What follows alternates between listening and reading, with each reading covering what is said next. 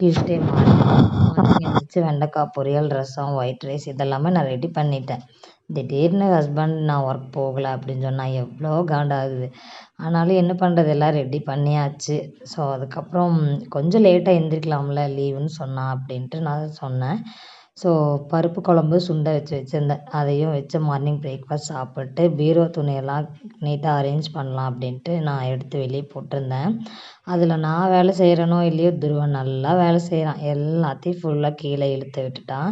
So அதையும் எல்லாத்தையும் எடுத்து நீட்டாக அரேஞ்ச் பண்ணிவிட்டு அதுக்கப்புறம் பீரோ ரேக்குக்குள்ளே வேறு சார் போய் வேலை செய்கிறாரு. அதுக்குள்ளேயும் உள்ளே போயிட்டு எல்லாத்தையும் எடுத்துகிட்டு இருந்தான். ஸோ அப்படியே நானும் எல்லாத்தையும் நீட்டாக அரேஞ்ச் பண்ணி எடுத்து வச்சுட்டேன்.